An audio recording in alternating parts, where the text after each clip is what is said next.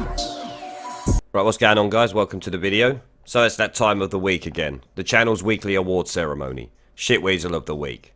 Now, before we start, remember to like and share this video, guys, as I doubt it's going to be promoted much by YouTube, as you can imagine. I highly doubt YouTube is a big fan of shit weasels, to be honest. Now, as you likely know, this series celebrates the weekly achievements of those in the public eye, such as politicians, media hags, or anyone who appears in public and tries to smear, attack, or lie about something, or generally just act like you would expect a shit weasel to act. Now, last week, our winner was a joint victory for the Guardian newspaper and the left-wing activist neighbours of Boris Johnson, who recorded an argument between Boris and his bit of skirt before calling the police. They didn't stop there, though. When the police told these shit weasels there was no problems in the Boris household, they decided to sell the recording to the Guardian for a political hit piece aimed at destroying Boris Johnson's reputation with the public to prevent him becoming the next Prime Minister.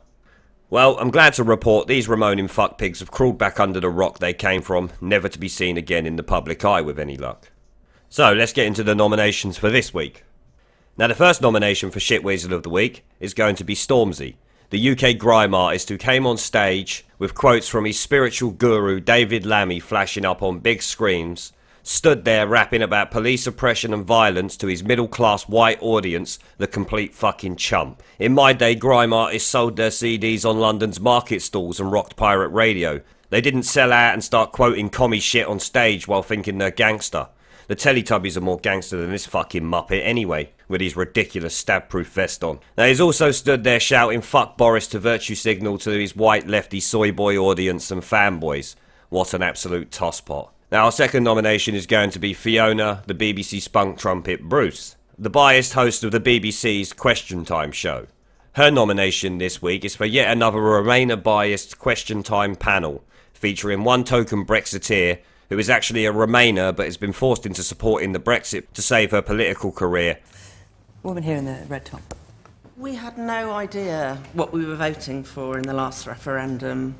A lot of the people who voted to get out of Europe voted on lies. You know, for instance, the Boris National Health Service lie, we're in a completely different place now, and we need to go back to the people. The man just behind you. I don't really think we do need to go back to the people. You can't have another vote until we've carried out what the people voted for in the first place. I voted to remain, because I would now vote to leave. What did the people vote for? To leave. Well, Liz, obviously this is something that you've been saying for some time now. Yes. I just want to ask, because the makers of Vauxhall Astra have said today that they will only build the new model at Ellesmere Port if the government secures a good Brexit deal. I just wonder if that made you rethink the wisdom of keeping no deal on the table, or thinking that was an acceptable option. Keeping no deal on the table will help us secure a Brexit deal. The reason that we haven't yet got there is that we've delayed. But does it we've not make you extended think... and we've created this period of limbo, which is actually hurting businesses because they're not certain about the future. You are prepared to go for no deal if you can't get the deal that you want. And when you hear what the makers of Vauxhall Astra are saying, does that not give you pause? What I think is that we need to deliver on this. We're in a state of limbo. We've had business investment figures this week that aren't good because a lot of companies don't know what the future looks like. We need a deadline so that we can secure a better deal. Now, I don't think there's a big chance of no deal, but we do need to keep it on the table. We can't just say we're going to delay this and delay this and delay this. We're already 3 years in, Fiona.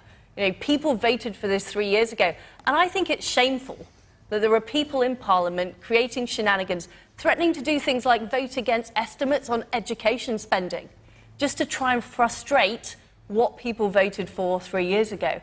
I think that's a huge problem. I agree with Caroline.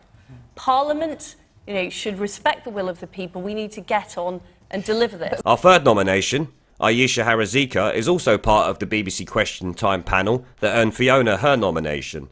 This dozy pincushion sat on the panel demanding a referendum to remain in the EU, claiming Brexit will kill the economy, cost jobs, Blah-de, blah-de, blah-de, blah. Same shit, different toilet with these Ramoning turds. Richard is absolutely correct. As time has gone on, the longer Theresa May dithered over Brexit and caused delay, both sides have hardened their position. The choice is back to the binary. You're either going for a no-deal Brexit now, or it's about revoking Article 50 and staying. And I'm afraid for the Labour Party, I can't believe that we're in a position where my party, a socialist, internationalist, left-wing party, is on the same side of Brexit as people like Nigel Farage and Boris Johnson. And politics is about difficult decisions. And this is not easy. It's very, very difficult, Brexit. But it's about a strong choice. And I don't know how Jeremy Corbyn can support something which will destroy our economy, cost jobs, hammer public services and divide this country even more. What left-leaning socialist progressive person would want that? Our fourth nomination also comes from the same Question Time show. They was really on a roll this week. I did tell you it was biased. Well, this complete tit Richard Walker, we'll call him Dick from now on, claimed he was a Brexiteer while calling for a second referendum. Yes, you heard that right. This is a Brexiteer called Dick who actually wants a second referendum. You'd have to see it for yourselves. As a businessman, Richard, does this cheer you? The conversation we're having. Sarah, here? I feel like we've spent the last 3 years watching the cars go very, very slowly around the Scalextrics track, and I'm really worried we're going to have to watch them do another lap. And that's my concern about this. Look, I voted to leave because I believed in the opportunities that Brexit might give us. But it's become patently clear to me that parliamentarians are unable, or indeed unwilling, to actually put party politics aside, career ambition, and ideology, and actually compromise. They had their chance 3 times to lead us out of the darkness and to stop this paralysis, but they failed, and it's appalling. The opportunity cost of Brexit, in my eyes, is now unacceptable. I care way more about runaway knife crime with serious incidents against my staff every single day. I care way more about universal health credit, with some of my customers struggling with monthly cash flows. Apparently, there's a climate emergency, according to Parliament, and yet the Environment Bill, which has been drafted since before Christmas, has just been put on ice. I even care more about insect decline than I do about Brexit. So, to my mind, we need to stop this paralysis. We need to break out of it, because ultimately the government are not governing, and they must do so. So, my view is that now we know what the 2 choices are. That's the stone-cold reality, is it's either no deal or no Brexit, because there is no other magical Brexit deal out there that can be had just with a bit more charisma. So I think, on that basis, at least the choices are clear. We should go back to the people and ask them. We started it with a referendum. I think we should probably finish it with a referendum. Our 5th nomination is going to be Victoria Derbyshire, the host of the Venereal Disease Show, and the type of woman who comes out with this. Jeremy Hunt. I'm so sorry, Jeremy Hunt. I've never said that before in my life. It's usually men who say that. Well, last week she thought it was a good idea to show the body of an illegal immigrant and his 2-year-old daughter who lost their lives trying to illegally enter the United States. It was disgraceful. In our programme today with a very upsetting and very shocking photograph. And we have decided to show it to you because it illustrates the desperate situation faced by many migrants and asylum seekers trying to cross the border from Mexico into the US. And we feel it's important not to censor the reality of what some people are experiencing. I'd like to warn you that it is distressing, and you may not want to see it, and you may not want children to see it either. The photograph shows the body of a 2-year-old girl, Valeria, with her arm wrapped around her father as they float face down in the Rio Grande, which separates the United States and Mexico. The dad, Oscar Martinez Ramirez from Salvador, had been trying to help his family cross illegally after failing to gain entry to the States. The Mexican... Now the 6th nomination for this award is going to be Antifa, the imbecilic soy boys and demented college kids who run round calling people Nazis and fascists while attacking people they disagree with which has now culminated in them attacking a gay journalist called Andy No, causing him to suffer a brain hemorrhage.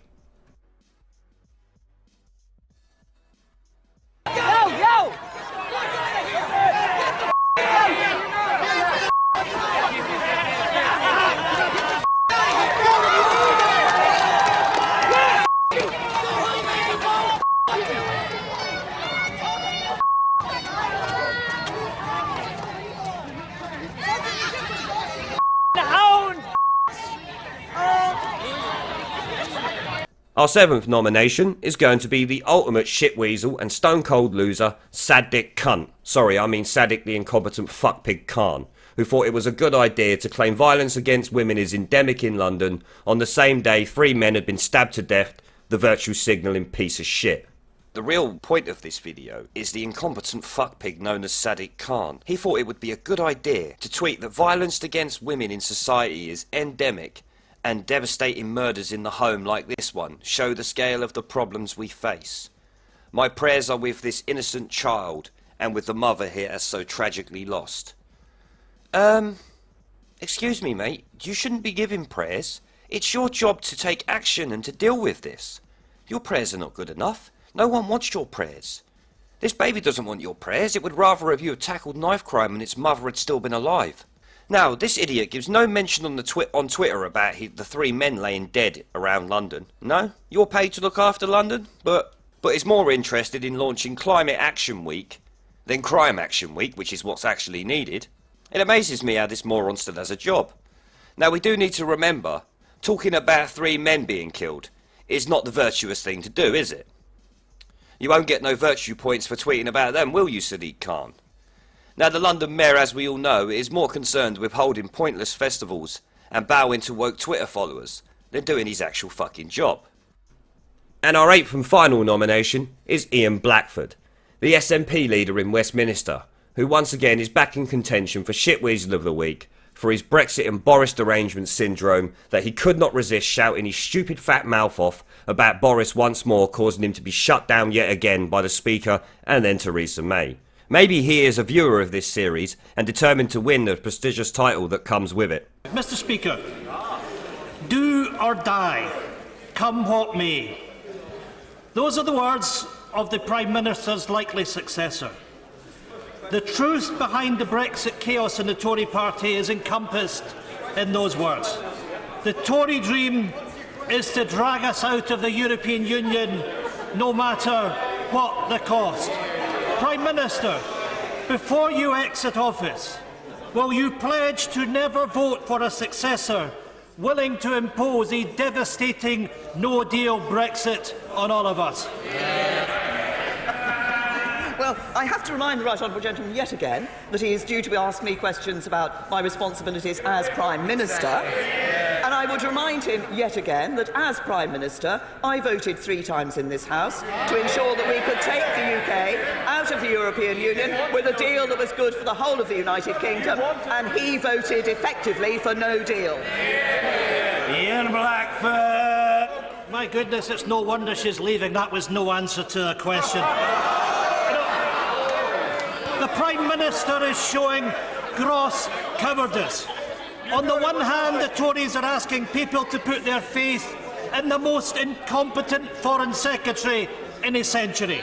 A man who has made a career out of lying, who has spent his week avoiding the media, staging photos and playing to the extreme delusions of the Tory shires. On the other hand, we have the most incompetent Health Secretary in our history.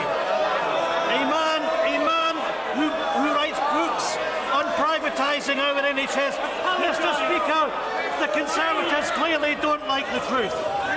Someone so desperate for a chance as his 30-year Downing Street fantasy that he's... I think the right honourable gentleman's concluded his inquiry. Well, if he... Order! If he hasn't, he needs to do so in a single sentence. Order! Mr. Cowan, I'm sure you're a well-intentioned fellow, but I require no counsel from you. One sentence. We've got a lot of questions to get through. A sentence. Well done. Mr. Blackford. Mr. Speaker, in her last days in office, will she finally act in the best interest of these islands, not the Conservative Party, and admit that neither of the candidates for office should ever be elected Prime Minister?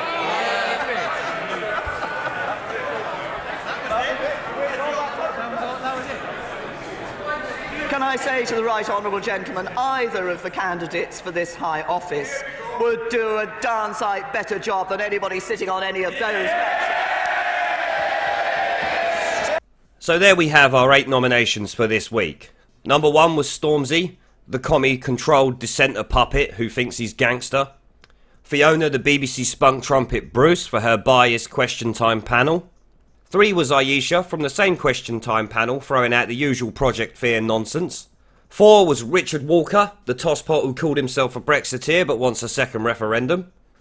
Number 5 was Victoria Derbyshire, for showing some disgusting pictures on morning TV. 6 was the Antifa Soy Boys, who attacked Andy No from behind. 7 was Sadiq Khan, the stone cold loser, for virtue signalling about knife crime instead of doing his actual job. And finally, number 8 was Ian Blackford, the SNP shit weasel who keeps getting destroyed in PMQs every time he opens his dumb mouth. So, once again, we have a very strong field of contenders for shit weasel of the week. Now, it was a very difficult choice between 3 candidates for the outright winner. I was torn between the Antifa idiots for attacking the journalist, Sadiq cunt for only caring about crime in London that would give him virtue points with woke Twitter, and the Venereal Disease Show and its host Victoria Derbyshire for showing an illegal immigrant and his 2-year-old daughter who had lost their lives trying to cross the Rio Grande River on the US-Mexico border. So, without further ado, it's time to announce our winner. Now, can I get a motherfucking drum roll, please? Of course, in the end, it had to be Victoria Derbyshire. To show something like that, to support her political narrative against Donald Trump and her wish to have open borders everywhere, is beyond disgusting. This fuck pig is beyond pond scum, in my opinion. So, Victoria Derbyshire, you worthless cumbucket, you are this week's shit weasel of the week. I hope you enjoy it, as it's the only award you are worthy of ever winning.